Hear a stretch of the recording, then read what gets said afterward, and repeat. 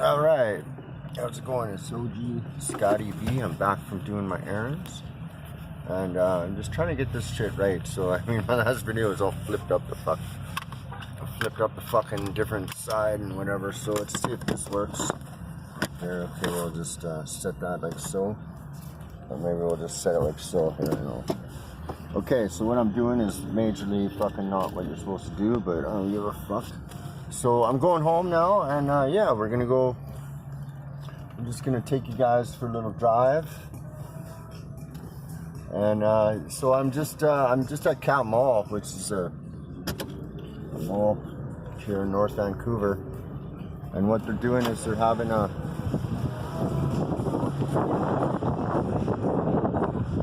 a big party, food truck thing.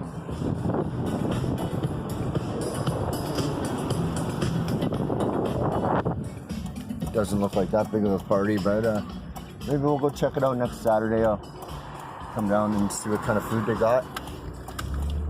So yeah, we'll do that. So right now, yeah, I went to my liquor store, got my bevies, and I got my it's Saturday, it's fucking rent day, unfortunately, so I gotta go give my landlord fucking a big chunk of money, which really sucks, but it's better than being homeless, because I've been homeless before, and that's not a lot of fun. I mean, in the summer in Vancouver, being homeless ain't that big of a deal, unless it rains. But I mean, like myself, I found a place, like I found places that I could camp and just chill and sort of that were kind of safe.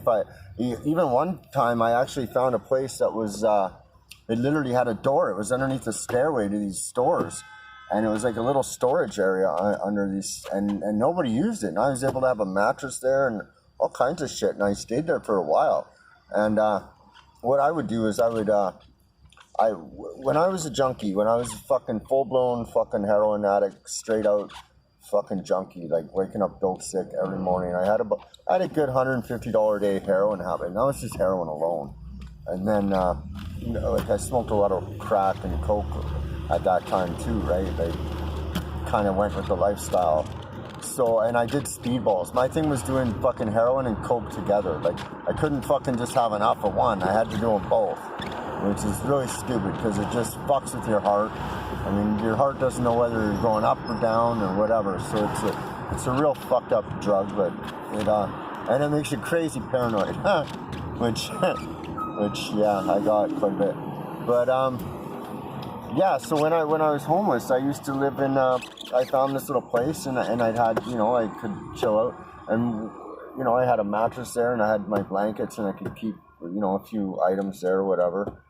But what I did back then for money was I stood on the block. I'll show you my thing, but I worked for some gangsters, so a certain gang, I'm not going to say the name of them, but I worked with them for a long time, and it was kind of funny because the main guy brought these kids over from Afghanistan, and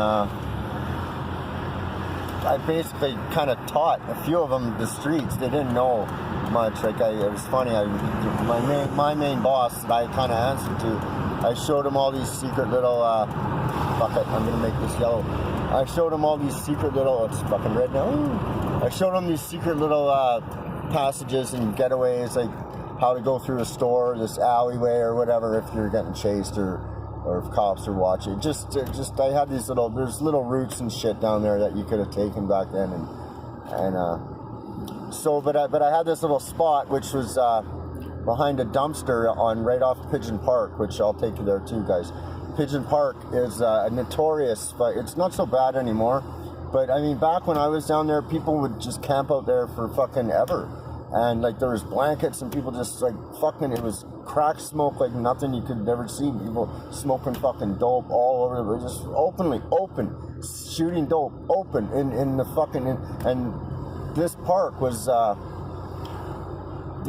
like a intersection. So it was like there was a cross section, and this park was on one of the corners. So and Hastings is a main street, and it was on Hastings and Carroll. And people, like I was on this little alley just across from her, and I had I put a magnet on my scales. So when the cops would come down, and I used to keep the dope in my mouth, like we'd keep it in packages, right? $50, well, 5-point packages. We usually sold them for about 30, 40 bucks, whatever. Anywhere from 20 to 40 bucks, depending who, whatever. But I used to keep the packages in my mouth, and then I'd take one out and break it off and sell it in 10 rocks or whatever. And then if somebody wanted a package, I'd just give them that. But then I'd have my scales there, because people are always like, well, I want more, right?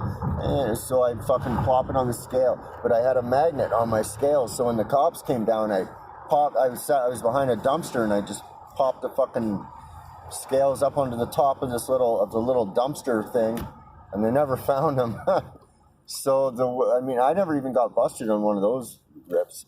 But the worst they could have ever done was just kind of possession, I guess. I mean, if they caught me with a lot, they could have given me trafficking. But, I was pretty much a well-known drug dealer user down there at that time, too, as far as the cops go. So anyways, the downtown east side, man, I'm telling you, I don't miss it. Unfortunately, we still have people down there that we love. And we have a lot of people down there that we've known that are not there anymore because they died because of this crazy fentanyl shit coming out. So that's going to be one of my big crusades, is against the fentanyl. And I just think it's such a bad fucking. It's such a bad thing. And speaking as a heroin addict, heroin, I gotta even thank fentanyl for one of the reasons why I've stopped heroin, because I never got off the same with fentanyl as I ever did with heroin. And I just honestly, I started once I got on the methadone program, which for a while, which I'm off now, but I literally just started losing interest in getting high. And it's kind of, I high on hard drugs anyways. The effects of them were not fun anymore. And that's kind of all I gotta say is, if you watch this and you've done hard drugs, and you know what I'm talking about. If you watch this and you don't do hard drugs, don't do them. Anyways, that's it. It's just a quick little one. I think I'm gonna do this shit while I'm driving once in a while, just to fuck up. Bye.